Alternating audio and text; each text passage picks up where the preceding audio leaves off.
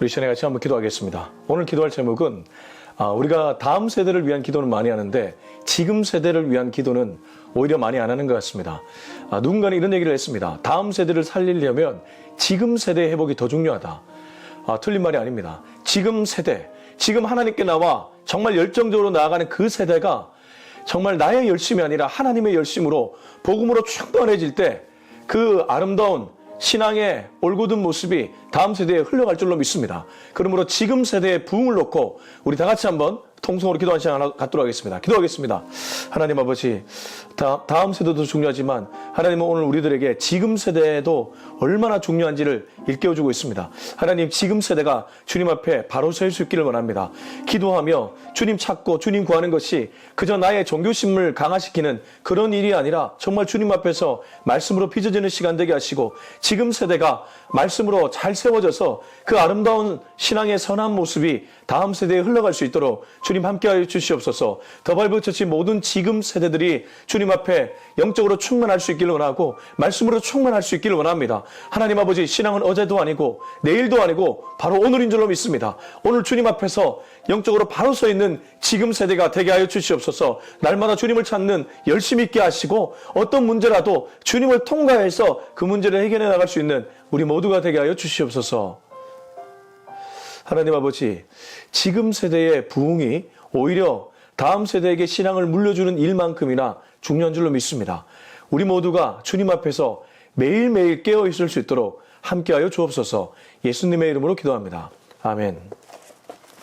네, 오늘은 사무엘상 22장 1절부터 23절 마지막 절까지인데 긴 관계로 11절부터 23절까지를 읽고 말씀은 전체를 나누도록 하겠습니다. 22장 11절부터 23절을 같이 읽겠습니다. 시작. 왕이 사람을 보내어 아히두베의 아들 제사장 아히멜렉과 그의 아버지의 온 집 곧 노베에 있는 제사장들을 부르매 그들이 다 왕께 이른지라. 사울이 이르되 너 아히두베의 아들아 들으라.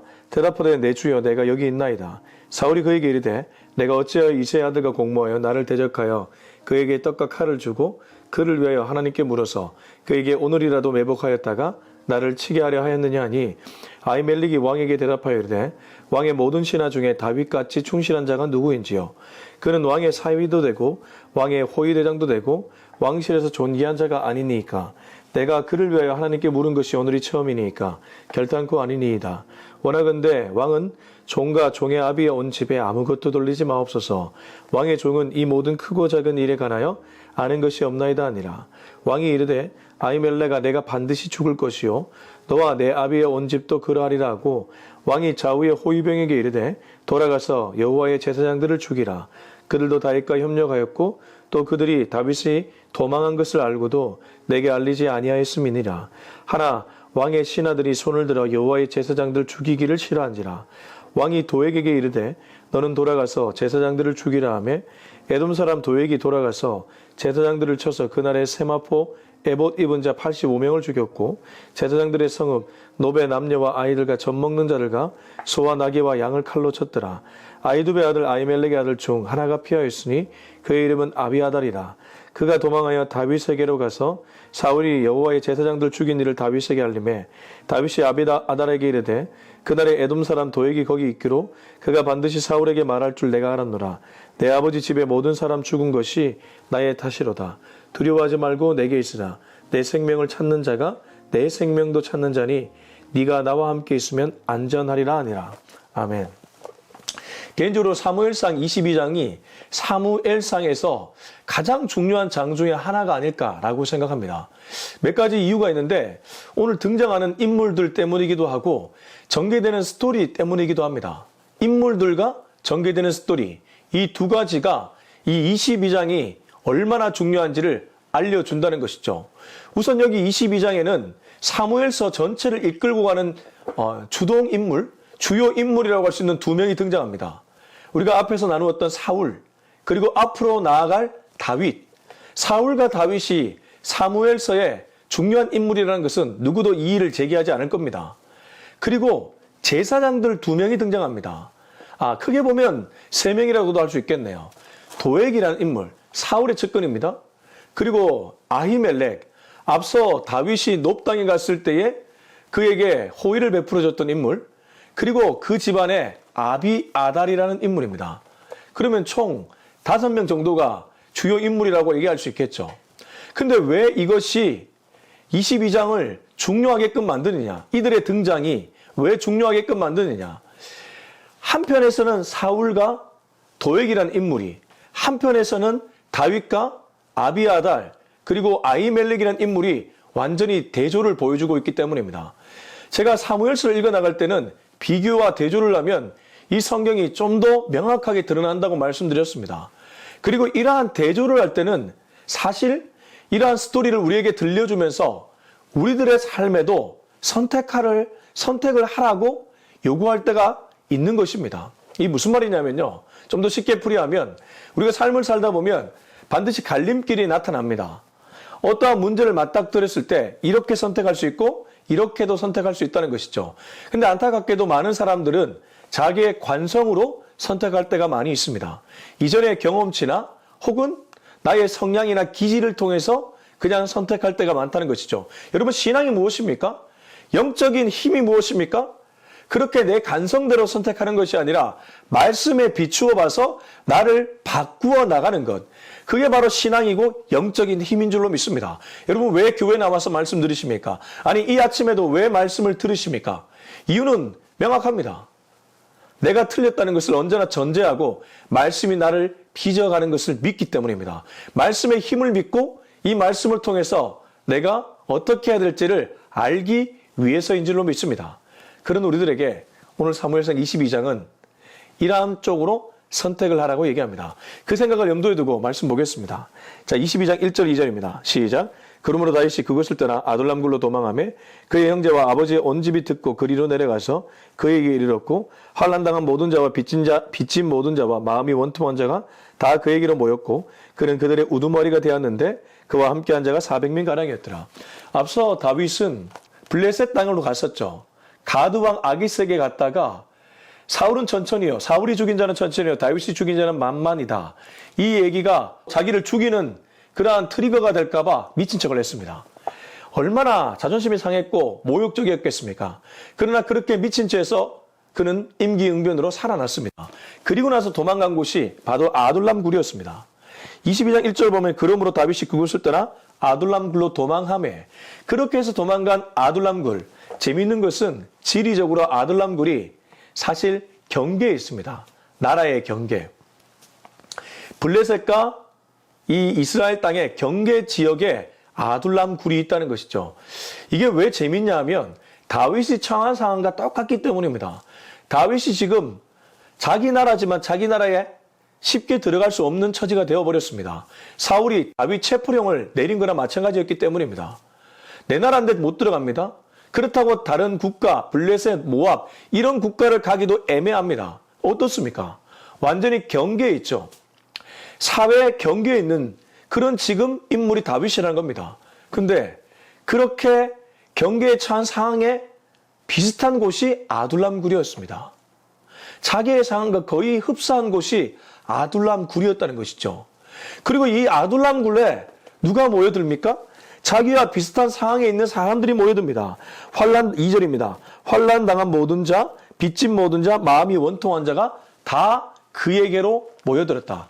환난 당한 자, 아마 사울 체제에서 억울한 일을 겪었고 마음이 원통한 자, 마찬가지일 겁니다. 빚진 모든 자, 경제적으로 쪼들리는 상황에 내몰린 자. 사실 이 사람들을 요즘 용어로는 루저라고 부르겠죠. 루저들에게 위로를 준다는 것 쉽지 않습니다. 서로 상황이 다른데 어떻게 위로를 주겠습니까? 제가 아는 어떤 목사님이 학교의 그 교목인데요. 그분이 안타깝게도 안타깝다는 것도 우리의 시선 같아요. 한번 몇 명의 자녀들 중에 장애를 가진 아이가 있습니다. 그런 아이를 기르는 그런 목사님이신데 어느 날인가 장애인 자녀를 둔 부모님에게 어떤 세미나를 해야 될 때가 있었다고 합니다. 근데 그 장애인 자녀를 둔 부모들에게 은혜를 끼치기가 참 어렵다고 하더라고요. 근데 그 목사님이 단에 서서 저도 장애를 가진 아이가 있습니다.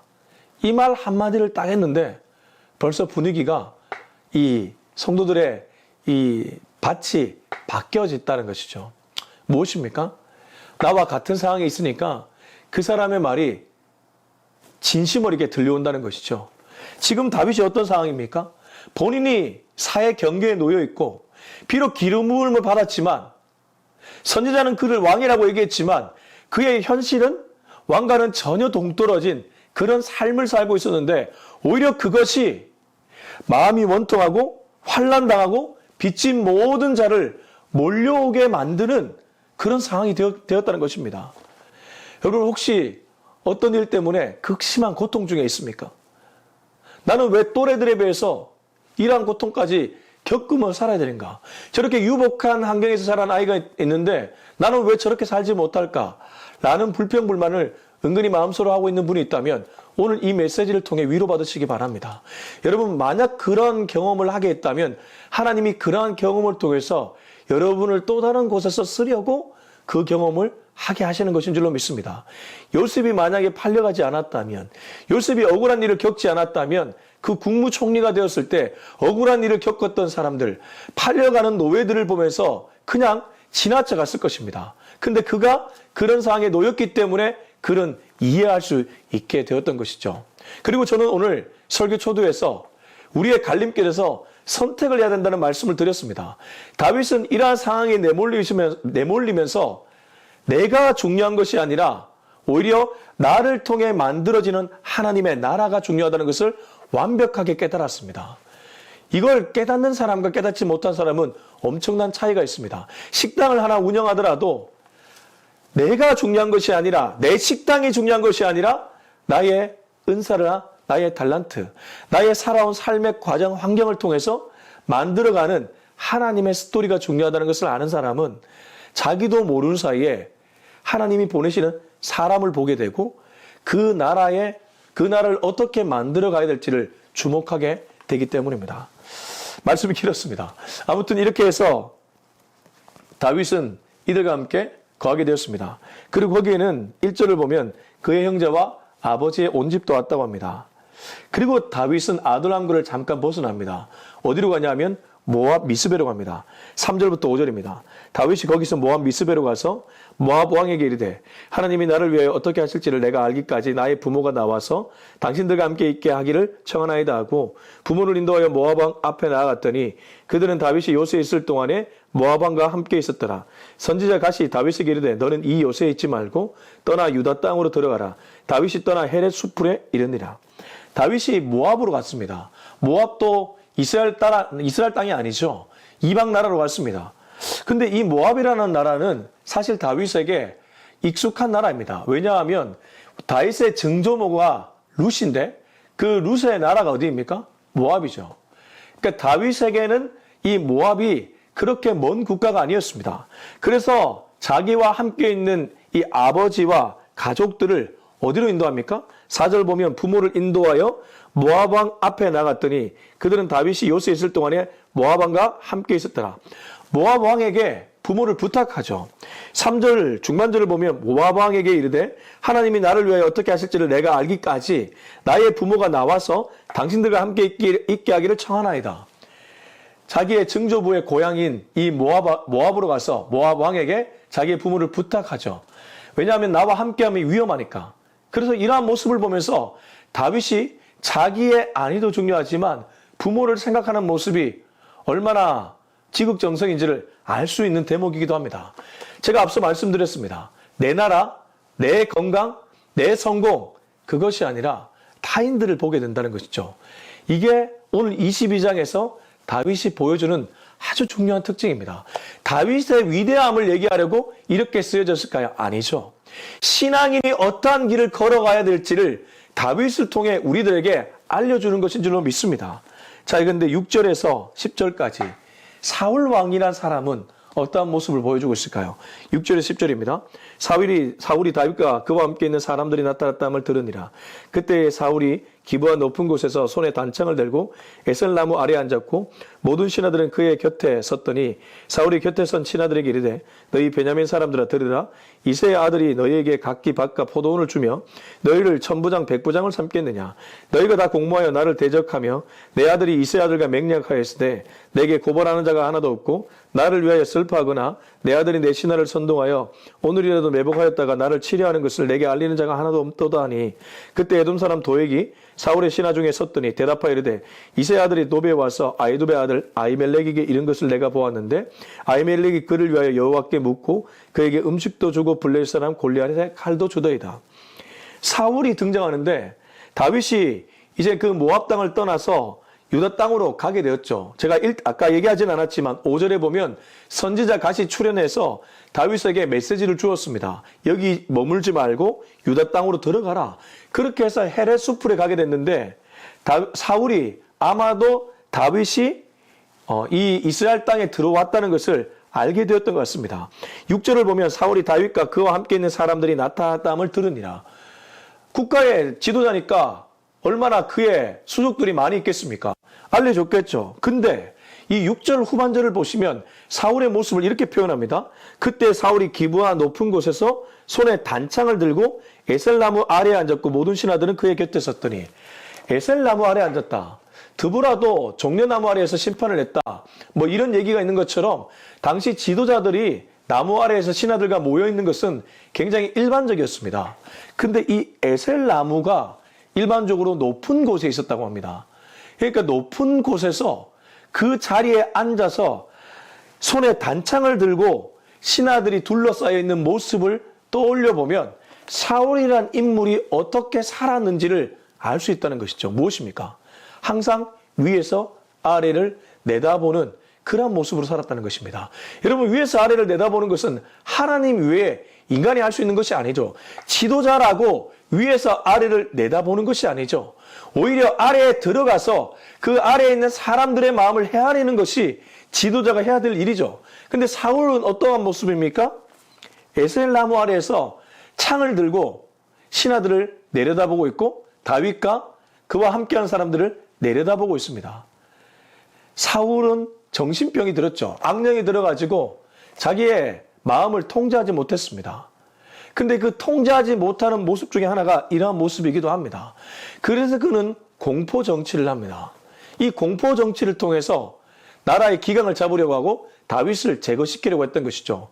사실 여러분, 우리가 살아가는 삶의 현장에 공포 정치하는 사람들 꽤 많이 있지 않습니까? 근데 왜 공포 정치할까요?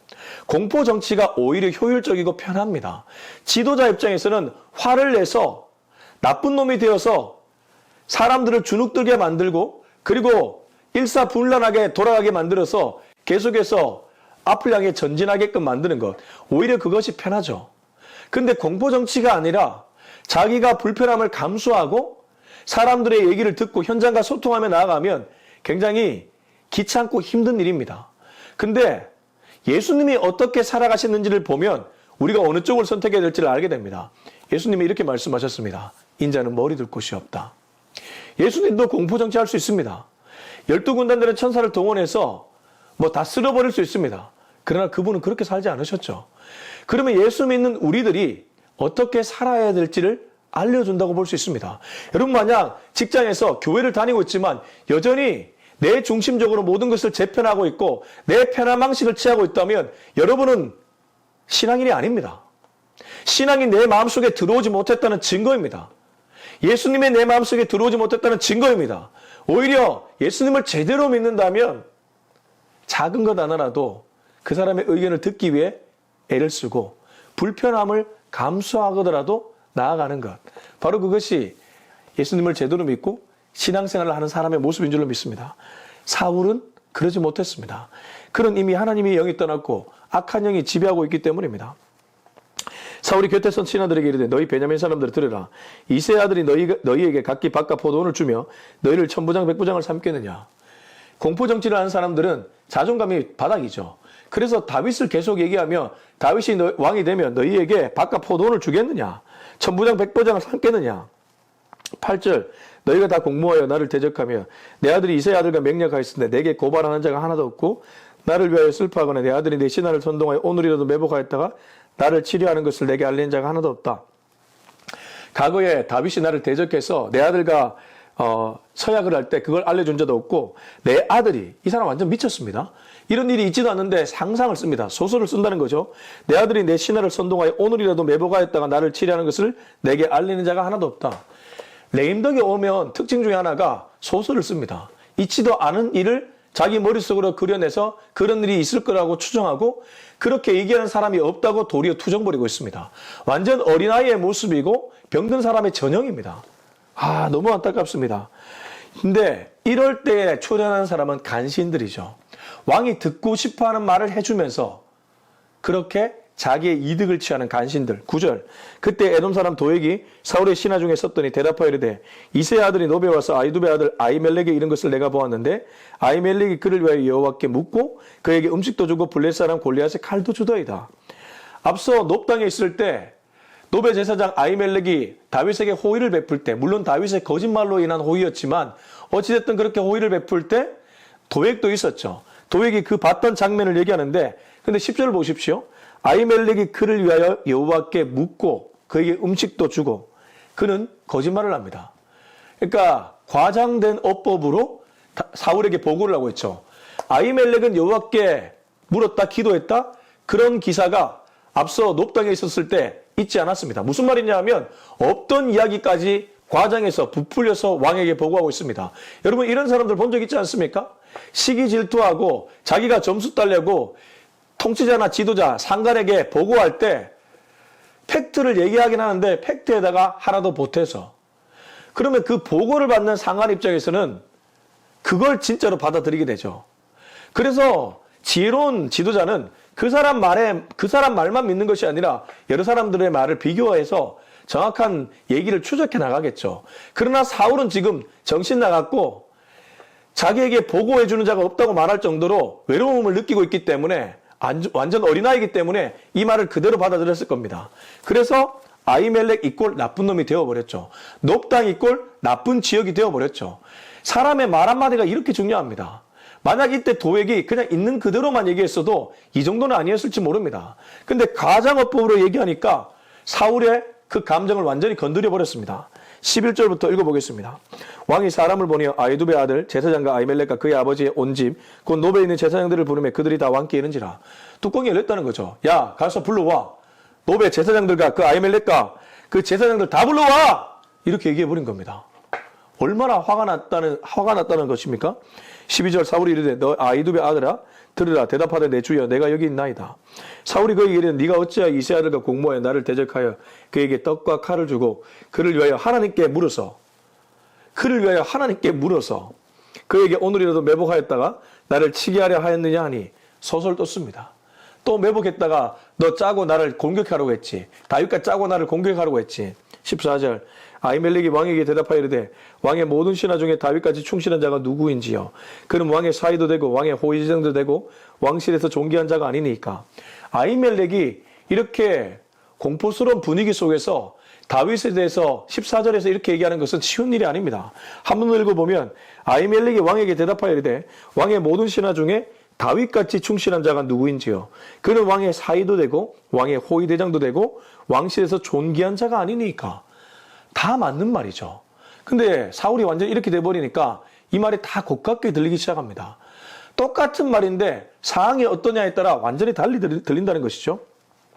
내가 그를 위하여 하나님께 물은 것이 오늘이 처음이니까 결단코 아니니이다. 원하는데 왕은 종과 종의 아비의 온 집에 아무것도 돌리지 마옵소서.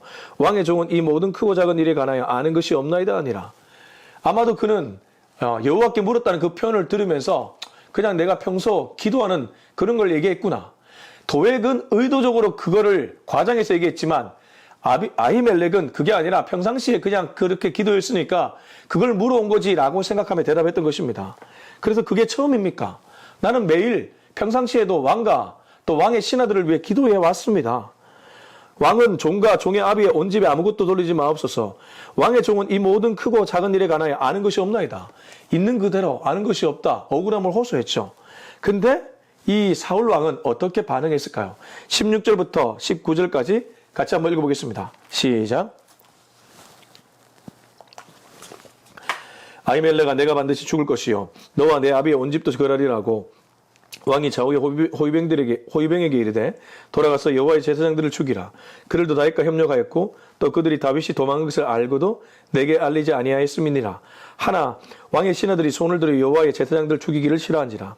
왕이 도액에게 이르되 너는 돌아가서 제사장들을 죽이라 하며 에돔 사람 도액이 돌아가서 제사장들을 쳐서 그날에 세마포 에봇 입은 자 85명을 죽였고 제사장들의 성읍 노베 남녀와 아이들과 젖 먹는 자들과 소와 나귀와 양을 칼로 쳤더라. 왕이 좌우의 호위병들에게 얘기합니다. 돌아가서 여호와의 제사장들, 저 노베 제사장들을 죽여라. 그들이 다윗과 협력했고 그들이 다윗이 도망간 것을 알고도 내게 알리지 않았다. 왕의 신하들은 오히려 제사장들 죽인 걸 꺼립니다. 제사장들이지 않습니까? 하나님께 제사를 드리는 제사장들이기 때문에 괜히 억울한 죽음을 내가 앞장서서 일으켰다가 살인했다가 도리어 나에게 그 보복이 올까봐 두려워했던 것이죠. 왕이 도액에게 이릅니다. 간신 도액에게 너는 돌아가서 제사장들을 죽이라 하며 도액이 돌아가서 제사장들을 죽였고 그날의 세마포 에봇 이 제사장들을 가리키죠. 이 제사장들이 무려 85명이 죽었습니다. 얼마나 많은 억울한 죽음이 일어났습니까? 제사장들의 성읍 노베 남녀와 아이들과 젖 먹는 자들과 소와 나귀와 양을 칼로 쳤더라. 그 식솔들까지 죽여버리는 이른바 대참사가 일어났습니다. 어떻게 이러한 일이 일어납니까? 억울한 죽음이 일어났다는 것입니다. 왕이 완전히 잘못된 방식으로 통치하고 있음을 보여주고 있는 것이죠. 그런데 이제 20절부터 23절을 보면 완전히 다른 모습을 보여줍니다. 20절부터 23절. 아이도베 아들 아히멜렉의 아들 중 하나가 피하였으니 그의 이름은 아비아달이라. 그가 도망하여 다윗에게로 가서 사울이 여호와의 제사장들 죽인 일을 다윗에게 알리며 아히멜렉의 아들 중에 아비아달, 제가 앞서 말했던 그 아비아달이 도망칩니다. 그리고 다윗에게 가서 이 모든 일을 소상하게 얘기합니다. 22절 다윗이 아비아달에게 이르되 그날에 에돔 사람 도액이 거기 있기로 그가 반드시 사울에게 말할 줄 내가 알았노라. 내 아버지의 집에 모든 사람 죽은 것이 나의 탓이로다. 내 아버지의 사람 모든 사람이 죽은 것이 나의 탓이로다. 23절 두려워하지 말고 내게 있으나 내 생명을 찾는 자가 내 생명도 찾는 자니 네가 나와 함께 있으면 안전하리라. 그렇게 그는 도망 온 사람을 거두어들이고 그 모든 일이 일어난 이유가 자기에게 있다고 자기에게 탓을 돌립니다. 그래서 저는 22절과 16절이 완전히 반대되고 둘을 비교해주는 너무나 극명하게 비교해주는 그런 구절이라고 생각합니다. 16절 사울왕이죠. 왕이 이르되 아히멜렉아 네가 반드시 죽을 것이요 너와 네 아비의 온 집도 그러하리라. 아히멜렉이 억울하게 죽임을 당하는데 그렇게 오히려 죽게 될 것이라고 얘기하고 22절 다윗은 그날에 에돔 사람 도액이 거기 있기로 그가 반드시 사울에게 말할 줄 알았노라. 네 아버지 집의 모든 사람 죽은 것이 나의 탓이로다. 한 명은 아히멜렉 탓이라고 얘기하고 있고 한 명은 자기 탓이라고 얘기하고 있습니다. 왜 이렇게 성경이 22장에서 이 둘을 극명하게 비교 대조해서 우리들에게 알려줄까요? 우리도 모르게 우리는 내 자신의 익숙한 방식으로 세상을 이끌어 가려고 할 때가 많이 있기 때문입니다. 우리는 사울이 틀린 것을 알고 사울의 방향이 잘못된 것을 알지만 사울의 방향으로 갈 때가 많다는 것이죠. 부부싸움하면 왜 부부싸움을 합니까? 결국 내 편한 방식을 고집하기 위해서 부부싸움을 할 때가 많이 있습니다. 내가 살아온 삶의 방식, 내가 좋아하는 것, 그게 옳다고 여기기 때문에 그걸 상대방에게 요구할 때가 많죠. 남편이든 아내든 다 똑같습니다. 지도자도 마찬가지입니다. 공동체를 자기 편한 방식으로 이끌다 보니까 소위 말해 부하 직원들에게 자기도 모르게 자기 방식을 고집하게 되는 것이죠. 근데 오늘 다윗은 어떻게 했습니까? 모두 자기의 탓이라고 했고 오히려 그 사람의 얘기를 들어주고 그 사람들과 함께 그 방향으로 나가고 있습니다. 결국 자기 중심적인가? 타인 중심적인가? 이 얘기를 하고 있는 것이죠. 하나님의 나라를 묵상하는 사람은 자기 중심적으로 갈 수가 없습니다. 왜냐하면 그건 오히려 우상 숭배인 것을 알기 때문입니다. 하나님의 나라를 사모하는 사람은 내 나라가 아니라 하나님의 나라를 사모하기 때문에 나의 중요함이 아니라 하나님이 보내신 그 영혼의 중요함을 알고 살아간다는 것이죠. 저와 여러분도 오늘 하루 그렇게 살아갈 수 있기를 원합니다. 사울처럼 완전히 미쳐가지고 내가 중요하다고, 내 나라가 중요하다고 내 방식을 고집하는 그런 어린아이처럼 살아가지 않고 내 탓이라고 오히려 그렇게 말할 수 있는 성숙한 그런 사람으로 살아갈 수 있기를 예수님의 이름으로 축원합니다. 기도하겠습니다. 이 시간 함께 기도할 때 주님 감사합니다. 오늘 말씀은 바로 나에게 주는 주님의 메시지입니다. 이 말씀을 듣고 정말 주님이 원하는 하나님의 나라를 만들어가는 내가 되게 하여 주옵소서. 우리 같이 한번 기도하겠습니다. 하나님 아버지 감사합니다. 오늘 이 메시지를 통해서 정말 성숙한 사람이 누구인지를 분명하게 깨닫게 되었습니다. 하나님 어린아이처럼 내 생각, 내 중심적으로 세상을 재편해 나가는 것이 아니라 하나님의 나라를 세워나갈 수 있는 내가 되게 하여 주옵소서.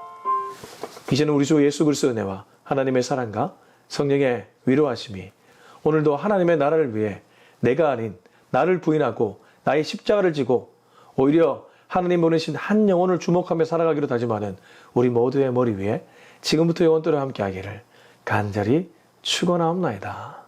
아멘.